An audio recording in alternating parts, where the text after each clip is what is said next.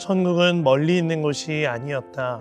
주님이 함께 하시는 곳, 사랑이 흐르는 곳, 섬김이 있는 그 자리가 바로 천국이었다. 사랑으로 섬기며 주님과 동행하는 삶, 그 삶이야말로 우리가 누리는 진짜 천국임을 갈수록 깨닫게 되었다.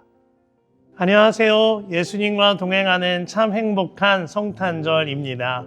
성탄은요, 우리 마음에 특별히 내 삶의 가장 낮고 어두운 그 자리에 빛 되신 예수님께서 임마누엘 하신 친히 찾아오신 날입니다. 오늘 그 성탄의 기쁨이 모든 분들에게 가득하기를 소망합니다.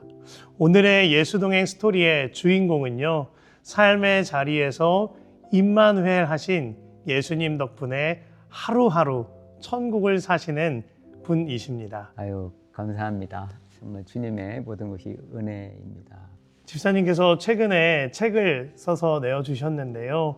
그 책을 보면서 예수님과 동행하는 천국을 사는 삶이란 과연 이런 것이구나, 참 깊은 은혜가 되어졌습니다. 집사님께서 이와 같이 예수님과 동행하는 삶을 이루시고 또 누리시는데 굉장히 큰 계기가 되었던 일 중에 하나가 아드님 김정함 성도님의 이야기를 빼놓을 수가 없을 텐데요.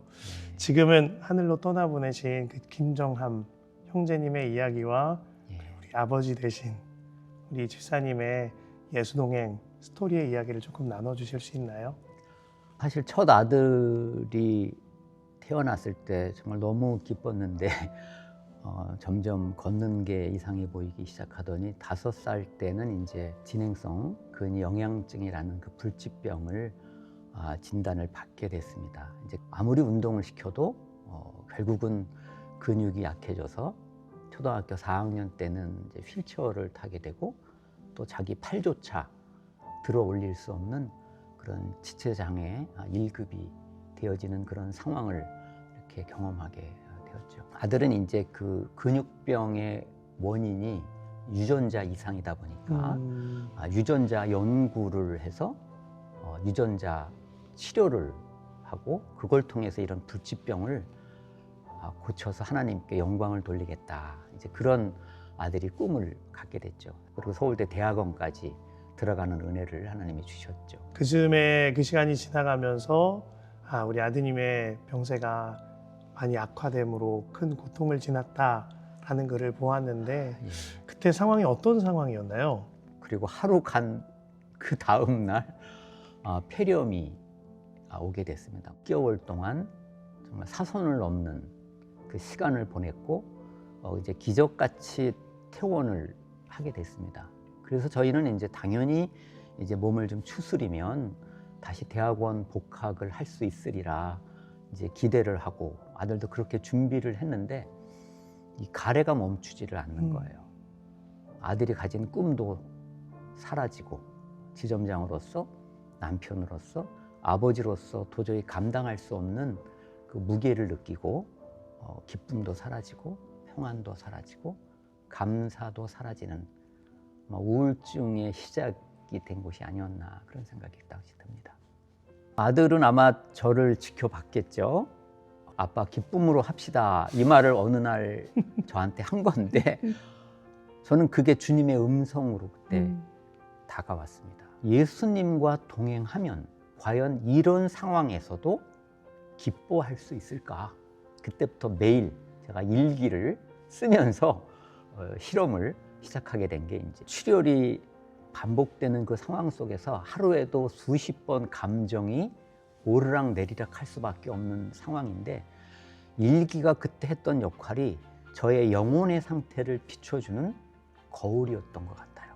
또 하나는 그 아들이 서울대 대학원 들어가고 천국 가기까지 그 13년 동안에 하나님이 정말 엄청난 은혜를 부어주셨는데 그거를 제가 기록을 안 했다면 다 잊어버렸을 것 같아요.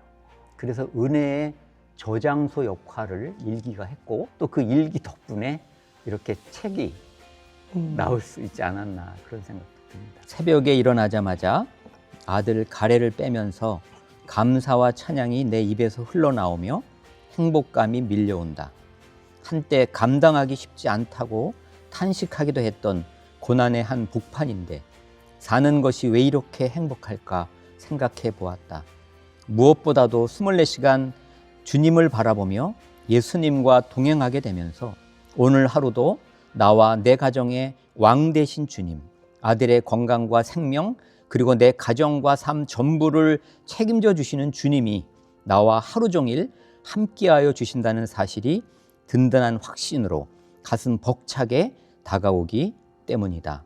그리고 오늘도 내 인생의 마지막 날과 같은 소중한 하루를 선물로 주시고 하나님의 자녀로 예수님 안에서 하나님의 의가 되어 천국을 누리며 거룩한 삶을 살게 하심도 얼마나 감사한지 눈 뜨는 순간부터 잠드는 순간까지 더욱 행복을 누리게 하시니 오직 주님께 감사와 찬양을 올려드린다. 아들이 가 있는 천국을 생각할 때마다 또 아들이 보고 싶은 그리움이 밀려올 때마다 정말 오늘이라도 천국 가고 싶은 그 천국 소망이 너무 제 마음에 밀려오는 것 같습니다.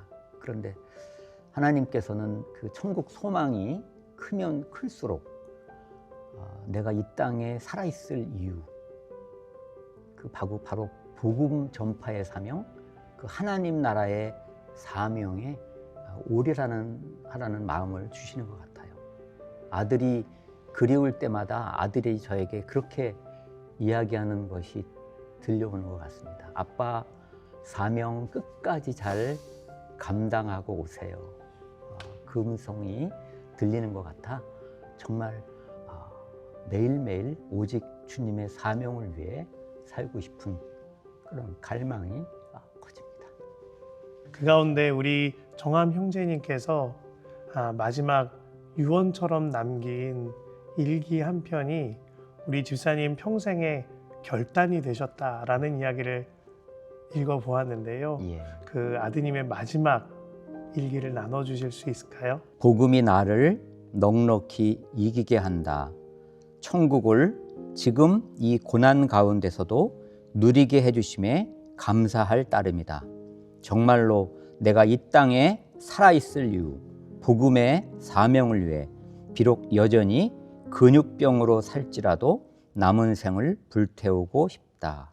제가 집사님 책에서 이렇게 읽으면서 우리 집사님께서 어린 시절 8살 정도 되셨을 때 부모님께서 이혼을 하게 되셨다라는 이야기를 보았어요. 그러면서 집사님의 청년 시절 굉장히 큰 고민 중 하나가 나는 좋은 아빠가 될 수 있을까? 예수님과 동행하는 아버지 되는 법, 예수님과 동행하는 가정을 일구는 법. 이것에 관하여 성도님들에게 한 가지 메시지를 주실 수 있을까요? 예, 저는 정말 이혼 가정에서 자랐기 때문에 나는 절대 좋은 남편, 좋은 아버지는 될 수 없다라는 생각을 했고 아마 그런 것들이 제가 한때 자살 충동을 느낄 정도로 저를 힘들게 했던 것 같습니다. 그런데 예수님과 동행하는 삶을 알게 되면서 내가 그렇게 할 수 없고 내가 죽었음을 고백할 때 내 안에 계신 그 예수님이 나로 하여금 예수님으로 살게 하시고 그래서 예수님 같은 남편이 되고 예수님 같은 아버지가 되게 해오셨음을 주님을 바라보면 반드시 그 어떤 고난 가운데서도 주님께서 넉넉히 이겨내게 하시고 또 견뎌내게 하시고 또 기쁨의 삶으로 인도하시리라 저는 확신합니다. 정말 아직 예수 동행을 시작하지 못한 분들도 시작하면 그 마음을 보시고 주님께서 반드시 가장 좋은 길 또 주님과 친밀히 동행하는 삶으로 이끌어 가실 것을 제가 확신합니다. 오늘 이 시간 온라인과 현장에서 함께 하시는 모든 분들도 모든 삶의 현장에서 예수님을 바라보는 믿음의 눈이 활짝 열려지고 오직 주님만 따라가는 복된 삶을 살아가게 되시기를 바라겠습니다.